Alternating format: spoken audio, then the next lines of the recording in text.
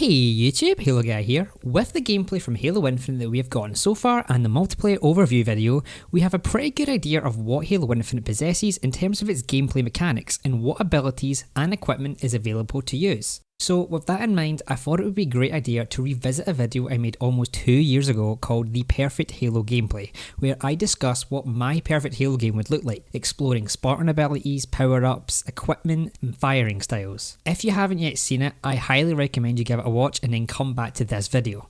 So let's jump into what we'll be going over today, starting with the player base traits and abilities. I'll throw up Halo 5's abilities on screen now so we can visually see what's going on. The stuff in red is what I wanted gone, and the stuff in green is what I wanted to stay, and the yellow stuff I was indifferent about. I wouldn't care if it stayed or if it went away. Now, in the original video, I said sprint, I would take it or leave it. I don't really mind all that much as long as there is a balancing aspect like in Halo 5 with the delayed shield recharge. Halo Infinite has sprint, but we don't really know all that much about how it functions, so I'll give it the benefit of the doubt and assume that it does have some sort of balancing function. Sprint and slide are tied together and I think they work very well as a pair, so I'm happy for it to be in the game as well.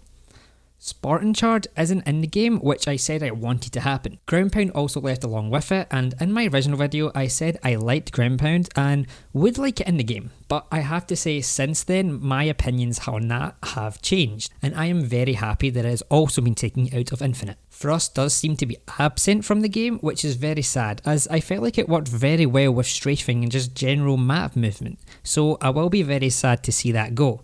Maybe it'll be a piece of equipment you can pick up and get maybe 5 thrusts out of it, or something along those lines. And if it isn't there at launch, I would be very pleased to see it come in later down the road, as they said that they would add equipment in later updates. Stabilization, I haven't seen any gameplay with it actually being used. Correct me if I'm wrong, so I will assume that it is absent from the game as well. I said I would have liked stabilization for the skill jumps, but at the same time I feel like there is already a bunch of mechanics coming to the game which will make up for it, like grappling hook and that repelling shock shield thing that we saw in the multiplayer overview video. And lastly, Mantle. I said I liked Mantle for the same reasons as stabilization, the skill jumps. So we have seen clips of it being used, so that is definitely confirmed to be in the game, which I'm very happy about. I know it is a contention point within the community, perhaps even more so than Sprint, but I like it, and you might not, and that's fine. Tell me about your perfect Halo game in the comments. So on screen we have a very nice visual demonstration of what I wanted in the game 2 years ago and what Halo Infinite actually will have, or at least what is confirmed so far through the gameplay snippets that we've seen. And to be honest, I'm pretty happy with what we are getting with Sprint, Slide and Clamber. Still a little bummed out by the lack of thrust, but we will be getting into what is being made up for its disappearance in a little short while. Next in the video, I spoke about pickups and power-ups and how I wanted speed boost and damage boost to be utilised more, and just in general adding more power-ups to the game. It really feels like in all the games, it's constantly just overshield and camo, overshield and camo, overshield and camo. We really need something fresh and something new, and Halo Infinite has decided to add equipment style pickups to the game, and so far it seems we have a grappling hook, the shock shield, a one-way shield, and a wall hack. There may be more, but I think that's all of the ones we have seen in action so far. If I've left any out, be sure to correct me in the comments below. Now, I wanted to double the power up / pickup pool from just the overshield and camo, and 343 have went above and beyond that, and I'm sure there's stuff we don't even know about yet, so they definitely met my needs in this aspect.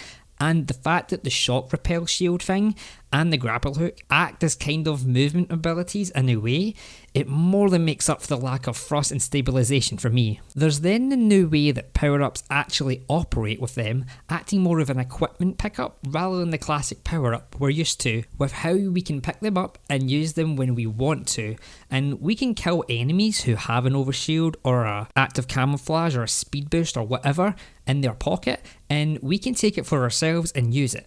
It will create so many gameplay possibilities. Like, think about this. If you feel like you're losing a gunfight, you can stop fighting back and just try and quickly activate your power up to stop the enemy player from being able to take it from your body. Or you have the ability to be able to risk taking a camo to an enemy base during CTF and activate it from within their base, giving you extra time to utilise it. if you are successful at getting into the base without being spotted. It's very different to how power-ups worked in the past, and I think it could work very well with the sandbox Infinite is creating for itself. Now, the last thing I spoke about was how the weapons will operate, and what I mean by that is the hit scan versus projectile debate. If you are unaware, hit scan weapons deal instant damage to their target, so when you shoot, wherever your reticle is aiming, damage is instantly dealt. This is how Halo 2, Halo 4 and Halo 5 worked. But with projectiles, it's exactly how it sounds. The bullets that come out of your weapon are actual projectiles that take a certain amount of time to get to the target, meaning you need to aim slightly ahead of where your opponent is strafing or walking or sprinting. This is how it worked in CE, Halo 3 and Halo Reach. So anyway, I said that my two favourite multiplayer games, Halo 2 and Halo 5, both use hitscan, making that the obvious choice, but at the same time, I felt like bigger maps and bigger game modes like Big Team Battle didn't work all that well in those games, since it was very easy to hit enemies at long ranges, since there was no skill to long range combat, as your shot landed instantly no matter how far away you were. So I decided on projectile weapons, since they work well for close and long range engagements. Now, as far as I'm aware, there isn't actually any confirmation of whether or not Halo Infinite has hitscan or projectile based weaponry, so it's impossible for me to actually know if I will be happy with the weapon style or not, so we'll just leave that one in the air and maybe come back to it later after the insider flights. So with all this in mind, I have to say that so far Halo Infinite does seem to be on the right track at becoming my perfect Halo game, with sprint, slide and clamber making a return and a huge emphasis on power-ups and equipment pickups. My only issue is the lack of thrust, but as I said earlier, the equipment will more than make up for it being absent from the game, so I won't miss it too much, hopefully. Now, this is all theory really, and at the end of the day, how a game looks on pen and paper is completely different to how it actually plays out and feels in game. The equipment and movement needs to feel good and fluent, and the maps need to have good flow with everything balanced together nicely and nothing overpowering everything else in the game.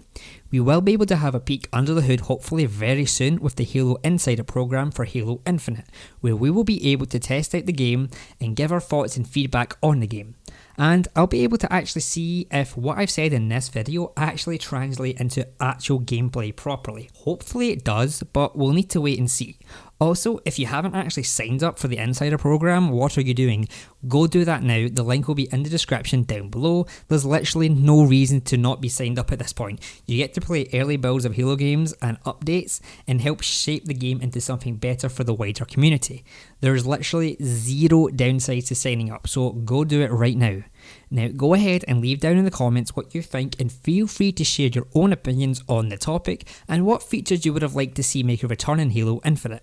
But other than that guys, like the video if you enjoyed, it helps the channel out a ton. Subscribe with notifications if you haven't already to stay up to date with all my latest videos as soon as they go live. I'll be covering all of the big and small Halo news and updates, so you'll want to keep up with the channel. I'd like to thank you all for watching to the end, I really appreciate it. I'll see you guys next time, and have a good one.